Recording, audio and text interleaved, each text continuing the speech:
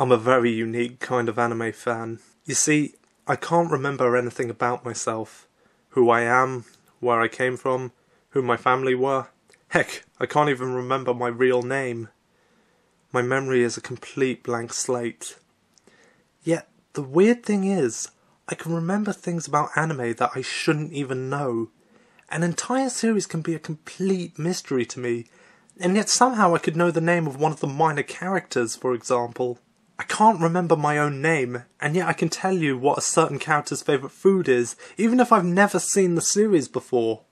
I don't understand why that is, but I know that the only way I'm going to get my memory back is through watching anime and seeing if it triggers anything. In the meantime, I took up the name KHF McAwesome. Why such a strange name? Well, that's a story for another time. So, basically you said something about a target then? While she's staying with me, Emma Sky tries to help me piece my memory back together from what little I can remember. Though it's a difficult thing to accomplish with such little information. Yeah, I said something about a target. It's all so fuzzy, Well, I'll enter it in as a key word in any case. Hopefully at some point in the future, target will make sense. However, there was a time I tried to get my memory back before I met Emma. A time in my life she doesn't know about. A dark time, filled with huge screw-ups. I don't want to tell her about these events because I don't want to burden her with my problems.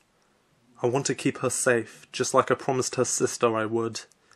However, something's happened, which means I have to come out and tell her.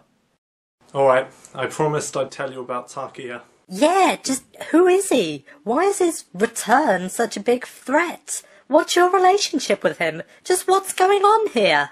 Alright, this is kind of a long story, so I'm going to try and make this as brief as I possibly can.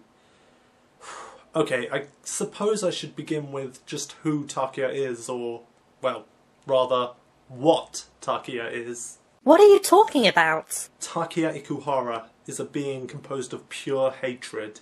Pure hatred? What does that mean? It means that all he feels, all that he'll ever feel, is just hatred. Takeya can do nothing but hate absolutely everything and everybody. While his hatred for some things is stronger than it is for others, at the end of the day, all Takeya can ever do is just hate everything. He's just pure anger and rage personified. Now, it's very important that you understand this next bit, Emma. Hatred is all Takeya can ever feel. He can't feel happiness. He can't feel sadness. He can't feel greed. He can't feel hope. He can't feel compassion. And most importantly, he can't feel love. All he can do is hate, and that's all there is to him. He has a tiny black heart and an even darker soul. So, why is it so important that I understand he can't feel love? Well, I'll explain that bit later. Anyway, a couple of years ago, I was wandering through various anime worlds, hoping that one of them would trigger something in my memory. Anyway, one day I came across one world that felt, well, empty. Empty? Oh, there were plenty of people in this world. Heck, they'd even made contact with an alien race, for crying out loud. But when I was standing in this world, it just felt, well, empty. I can't really describe it. It's not important right now. The important part is, this world had made contact with an alien race which they had dubbed the Deers. Who these aliens were, where they came from, what they could do, well, nobody really knew. And nobody really thought to question, for that matter. But they seem to have integrated into their society quite well. I only saw a few of them, but they seemed to just act like regular people. Well, mostly. Anyway, as I wandered about this world, I came across a strange one of these Deers things. She looked like she was lost, and I went over to help her. While most of them seemed to understand what everything was, she seemed almost completely oblivious, only having a very basic understanding of things. She introduced herself as Ren, and said she was looking for her master. I figured she just served some really rich businessman or something. But in any case, I offered to help her look for him. She was a funny one. She kept calling things by incorrect names. She kept calling some change I had in my pocket balls for some reason. It was the strangest thing. But she was innocent enough and she meant well. She had a strong desire to learn as well. It was almost like teaching a child about how the world works in a way. She was so kind and so cheerful. I never imagined her master would be such a douchebag. Her master was Takeya then. Got it in one. After about an hour and a half or so of looking, we finally found her master. I can still remember my first thoughts upon meeting him. Man, this guy's a dick. First thing he did was yell at her for getting lost, as if it were her fault that she didn't know the area, or her fault that they got separated. Then when she said sorry, master, he yelled at her for calling him that. He continued to yell at her for being stupid and careless. I just couldn't take it anymore. I wouldn't let him talk to a woman like that. Hey, chill out. That's no way to talk to a lady. Lady? She's a freaking alien. So what? She's still a lady. No man should ever talk to a woman in such a manner. Who are you? Some limey puff? It's none of your business anyway. It is my business because I've just escorted this lovely young woman halfway around this place because you weren't watching out for her even though she's unfamiliar with the area. Is it my fault she's a moronic alien who can't keep up with me? Needless to say, right from the get-go, him and I didn't see eye to eye. Sounds like he was a douchebag. Takeya is a horrible excuse for a human being. He's racist, he's sexist, he's probably homophobic, although admittedly that one's just a guess. He is completely overly aggressive and lashes out at everybody and everything, even those who are trying to reach out to him. Like I said before, he's composed of pure hatred. If that's the case, why was this Ren girl sticking around with him? I didn't find this out till much later on, but deers can form an emotional link with someone. That person then becomes their master and they're sworn to serve them. They become a slave, basically. Yeah, I can't say I agree with it. And as much as I'd hate to credit Takeya, neither did he. However, he was a lot denser about the fact that that's just how it works with them. I mean, they were a different species after all. What do you mean, were? Anyway, after hearing how he spoke to her, and spoke to me for that matter, well, I was shocked. I never thought such a hate-filled person could exist. However, I thought to give him the benefit of the doubt. Maybe he was genuinely worried, he just didn't know how to express that worry. It was no call for the racist comments he made, but again, I decided to give him the benefit of the doubt. But, just to make sure this was just a one-off thing, I decided to follow them home. That's not creepy at all. Hey, I just wanted to make sure that Ren was okay and that he was treating her right. I'd really come to care for her in the short time we'd spent together. She may not have been all that bright, but dang it, she had a good heart and she didn't deserve to be spoken to like that. So I followed them home. They lived in a small flat together. Apparently he had some understanding with the landlord and was friends with his daughter. Why'd you say friends like that? Again, understand, Emma, that Takeya can only feel hatred. While the landlord's daughter Neneko might have called him a friend, he did not feel the same way, despite what he may tell you. It was more that he could tolerate her a lot more than he could other things.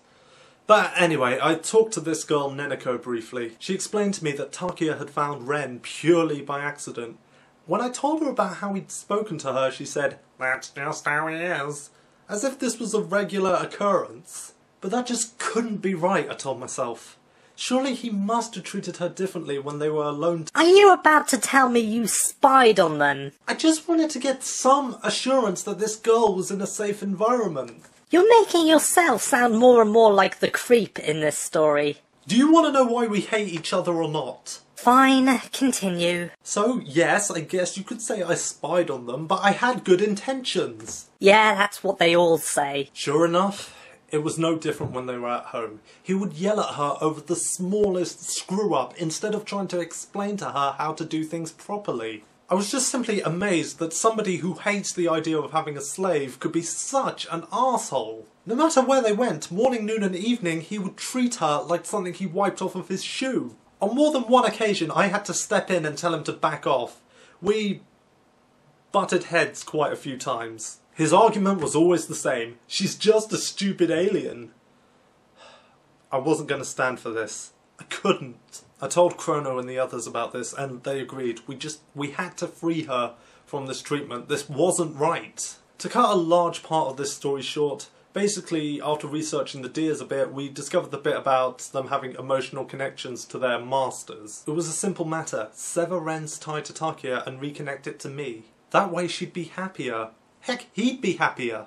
Or so we thought. Remember, Takeya can only feel hatred. So we confronted the two of them one day, and using some magic we managed to sever Ren's tie to Takeya and reconnect it to me.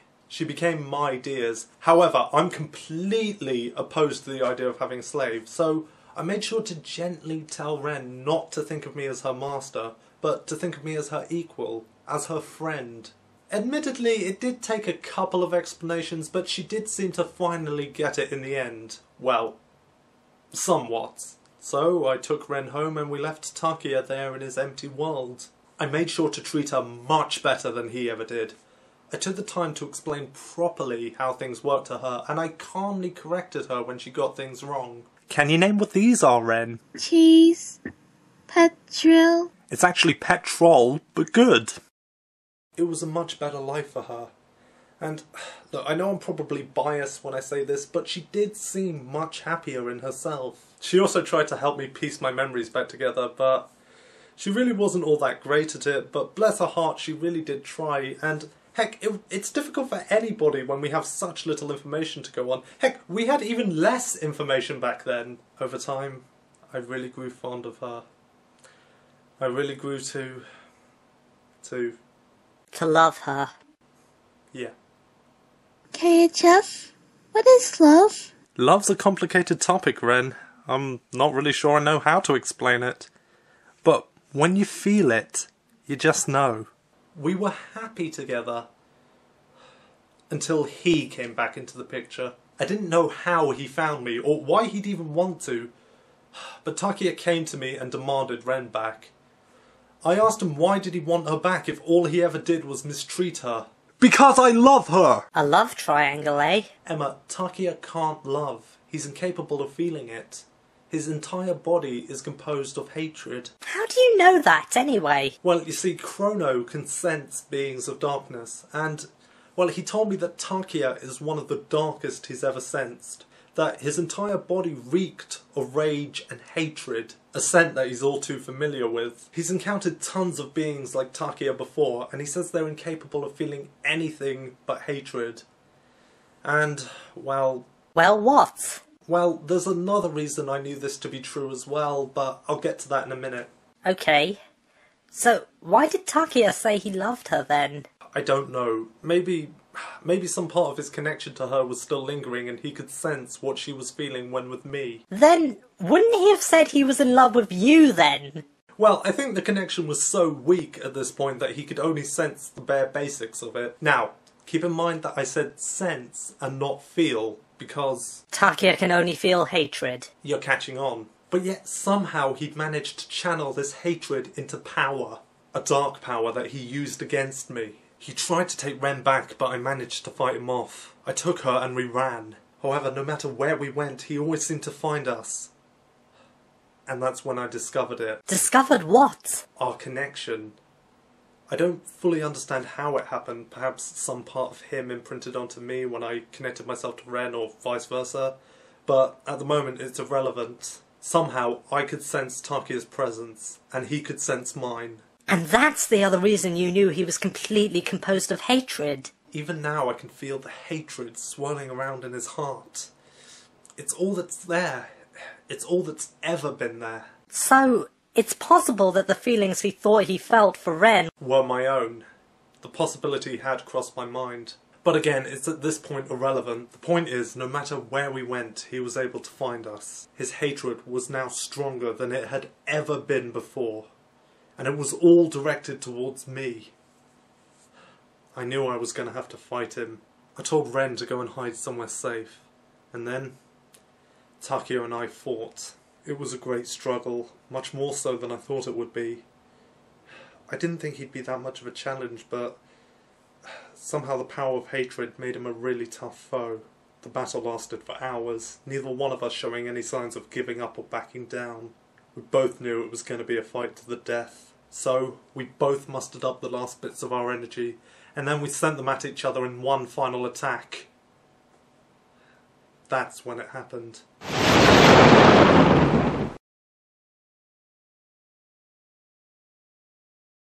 We still don't know whose attack hit first. But it doesn't matter anyway, both would have been fatal. Ren, she got caught in the crossfire of our attacks. We killed her. Unintentionally, of course, but yeah. Ren was dead. Ren? I was so full of sadness, remorse, guilt, and hatred. Hatred towards him. Hatred so strong I almost gave in to the dark powers myself. It was his fault, I told myself. If he had only treated her right in the first place. But I guess I was only thinking like that because I wanted to avoid blaming myself. Deep down I knew. Ren died because of me. Because I was stupid and selfish. You weren't selfish, Kay. You just wanted to help her. You didn't want her to be mistreated the way she was. It's the kind of compassionate heart you have. It's something I've always admired about you. Thanks, Emma. That really means a lot. Well, don't get too used to me complimenting you. You know, I think Ren was very happy with you before she died. I really hope so. Ren loves. So, what happened after that? Like I said, there was only one thing on my mind after that. Taking that bastard down. I didn't want anybody else to be hurt by him the way Ren was. And so, Chrono, Cloud and I tracked him down, and the three of us fought him. This time his hatred was much stronger than it was before, and therefore his powers were much stronger as a result. So, he's like the Hulk. The more hatred he feels, the stronger he gets. Yeah, that's basically the long and short of it. So we fought him, and he put up one hell of a fight.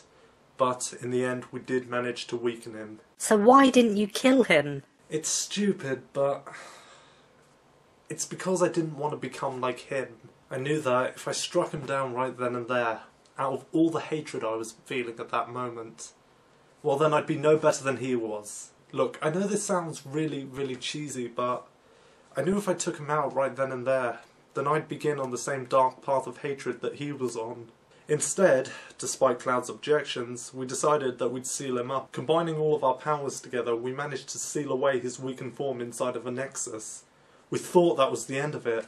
We thought that was the last we'd seen of him. But now he's back. Somehow he's managed to regain his power. Somehow he's managed to escape the nexus we put him in. So now he'll be coming for you then? Yes, and it concerns me that he's taking so long to do it. I thought he'd come straight for me and try to kill me, but he hasn't, and it bothers me. I don't know why he's taking so long to do it, but no doubt he will strike. That's a guarantee. All we can really do is try to prepare for it. How can I prepare? Just be ready for an inevitable attack. It's very likely he's going to target you in order to get to me. He might? I won't let him, though. You won't? Emma, I'm not going to allow him to hurt my comrades. I promise you. I won't let him hurt you. Kay. Let the bastard come, I say. I beat him once, I can beat him again. Hey, why don't you just use your connection to him to track him down? I've tried. Several times I've tried. Somehow he's managed to find a way to hide his location from me. I can sense his hatred, but that's about it, really. So, is this whole thing with Ren the reason you hate Valentine's Day so much? Partly, but no. It has to do with something completely different. Does it have something to do with Gurren Lagann? Emma, please. Don't ever mention Gurren Lagann around me again. But why? That's a story for another time. But... fine, alright. I'm sorry. But there is one thing I'm still curious about. You said you used a power to counter Takeya's. Now, I know of the powers Chrono and Cloud possess, but what power is it that you have? Well, I guess I can't keep this a secret any longer. I'm talking about my ability to do this. Whoa! That's the... Mm-hmm.